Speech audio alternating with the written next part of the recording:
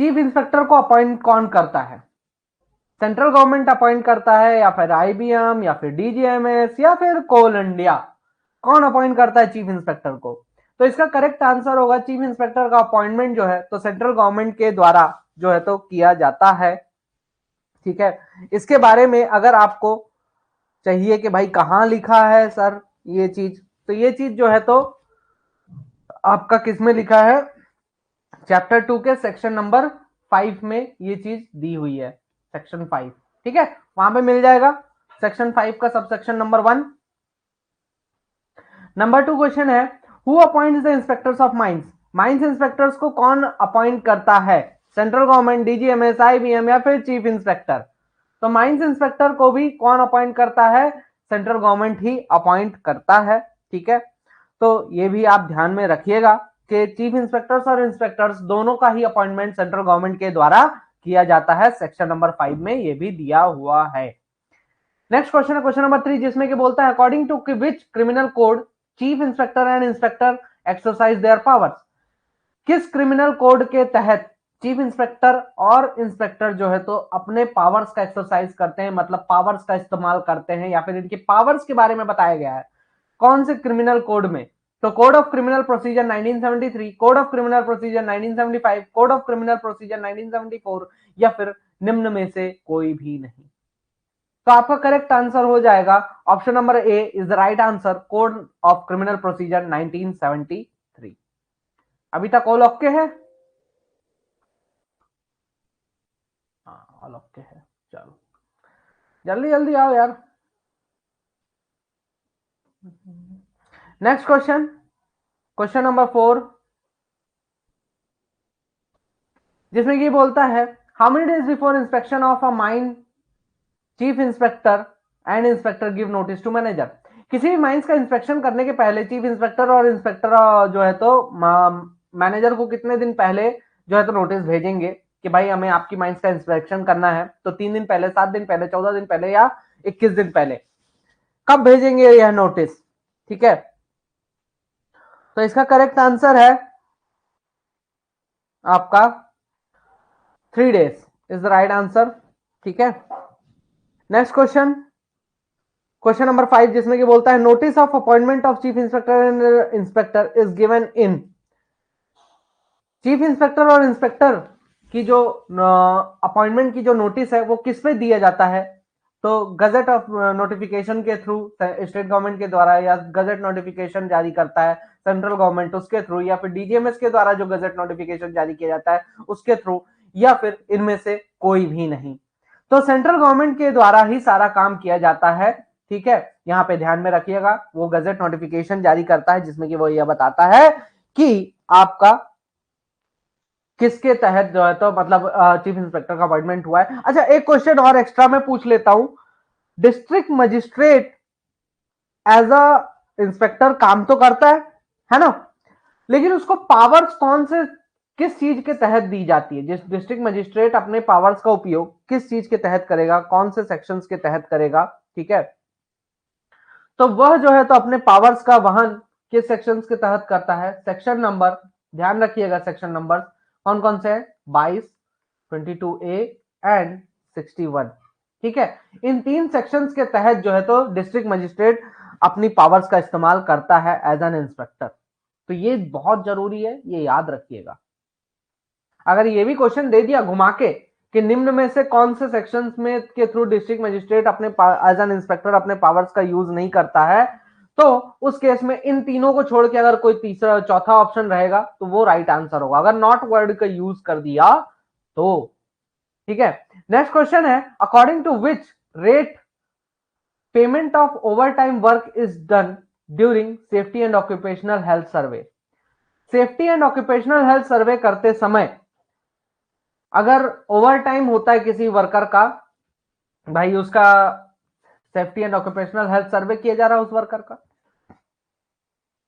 तो उस वर्कर को जो है तो पेमेंट किस रेट के अनुसार किया जाता है? ओवर टाइम वेजेस के अनुसार किया जाता है, या फिर जो भी उसकी पोस्ट होगी उसके अनुसार, या फिर जो भी उसका ऑर्डिनरी रेट ऑफ वेजेस होगा उसके अनुसार, या फिर जो कंपनसेशन वेजेस होता है उसके अनुसार किया जाएगा? तो इसका करेक्ट आंसर होगा option number C is the right answer. Ordinary rate of wages के अनुसार जो है तो उसको पेमेंट की जाती है।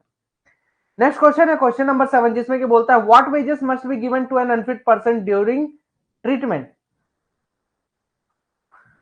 कोई भी बंदा अगर नौकरी अनफिट पाया गया है, ठीक है, occupational health and safety and health जो भी है सर्वे के दौरान, तो उस केस में वो उसका ट्रीटमेंट होगा, अनफिट पाया जाएगा तो ट्रीटमेंट होगा। अब ट्रीटमेंट करते समय जो भी उसका मतलब सैलरी होगी, किस हिसाब से सैलरी दी जाएगी, क्या वेजेस होंगे उसके, तो जो ऑर्डिनरी रेट ऑफ वेजेस है वो दिया जाएगा, या फिर जो कंपनसेशन वेजेस है, या फिर फुल वेजेस, जो भी उसकी सैलरी बनती है अभी तक जो दिया जा रहा था काम करते समय, वो पूरा उसको दिया जाएगा, या फिर इनमें से कोई भी नहीं। तो उसकी जो भी फुल वेजेस होगी वही उसको प्रोवाइड किया जाता है, उसमें किसी प्रकार की कटौती नहीं की जाती है। अगर अनफिट पर्सन को कोई भी अल्टरनेटिव जॉब नहीं प्रोवाइड किया जाता है तो ओनर, एजेंट और मैनेजर जो है तो उसको पेमेंट करेंगे, लेकिन किस रेट से पेमेंट करेंगे? फुल वेजेस के रेट से पेमेंट करेंगे, या ऑर्डिनरी रेट ऑफ वेजेस से पेमेंट करेंगे, या कंपनसेशन वेजेस से करेंगे, या डिसेबिलिटी अलाउंस से करेंगे? तो उसका जो पेमेंट होता है ना, जब तक उसको अनफिट पाया जाता है और उसको जब तक पूरा मतलब नहीं दिया जाता है, क्या बोलते हैं, दूसरी जॉब नहीं दी जाती है, तो उसका जो पेमेंट है वो किस रेट से किया जाता है, कि किसके थ्रू दिया जाता है? तो डिसेबिलिटी अलाउंस उसे उस समय प्रोवाइड किया जाता है। नेक्स्ट क्वेश्चन है question number 9, who appoints the certifying surgeon. Certifying surgeon को कौन अपॉइंट करता है? State government, central government, DGMS, या फिर ओनर? माइंस का जो ओनर है, अपने माइंस के लिए कौन सा सर्टिफाइंग सर्जन होगा, वो कौन अपॉइंट करेगा? तो सेंट्रल गवर्नमेंट के द्वारा इसका भी अपॉइंटमेंट किया जाता है। नेक्स्ट है which of the following persons can not be appointed as chief inspector of mines. निम्न में से किसे chief inspector of mines appoint नहीं किया जा सकता है? जो कि डायरेक्टली किसी माइंस में एंगेज है, मतलब माइंस में कोई काम कर रहा है, या फिर इनडायरेक्टली किसी माइंस में काम कर रहा है, या फिर माइनिंग राइट्स से रिलेटेड किसी वर्क में एंगेज है, तो उसे नहीं रखा जाएगा एज अ चीफ इंस्पेक्टर। तो निम्न में से किसमें चीफ इंस्पेक्टर को नहीं अपॉइंट किया जाएगा? एज अ चीफ इंस्पेक्टर किस बंदे को अपॉइंट नहीं किया जाएगा? या फिर ऑल ऑफ दिस, इनमें से कोई भी काम करे अपॉइंट नहीं किया जाएगा उसे एज अ चीफ इंस्पेक्टर? तो option number D is the right answer. ठीक है, इनमें से कोई भी काम अगर करता है चीफ कोई भी बंदा, तो उसे as a chief inspector appoint नहीं किया जाएगा। अगर कर रहा है तो उसे छोड़ना पड़ेगा। चीफ इंस्पेक्टर जो है तो किसी भी इंस्पेक्टर को चीफ इंस्पेक्टर की पावर्स एक्सरसाइज परफॉर्म करने के लिए दे सकता है, ऑथराइजेशन दे सकता है, लेकिन इसके लिए उसको किसका अप्रूवल लेना पड़ेगा? बोर्ड ऑफ माइनिंग का, या फिर सेंट्रल गवर्नमेंट, या पार्लियामेंट, या फिर स्टेट गवर्नमेंट? तो उसको परमिशन लेनी पड़ेगी, किससे? सेंट्रल गवर्नमेंट से परमिशन लेनी पड़ेगी। तो option number B is the right answer. Next question है क्वेश्चन नंबर 12, जिसमें कि ये बोलता है हु कैन रेस्ट्रिक्ट और prohibit any inspector from using his power. किसी भी इंस्पेक्टर को उसकी पावर्स इस्तेमाल करने से पर बैन कौन लगा सकता है, या इस्तेमाल करने से रोक कौन सकता है, या फिर रोकथाम कौन लगा सकता है? तो मैनेजर, या फिर ओनर, या एजेंट, या सेंट्रल गवर्नमेंट भी ऑप्शन में दे देता है, तो या फिर चीफ इंस्पेक्टर? तो chief inspector is the right answer.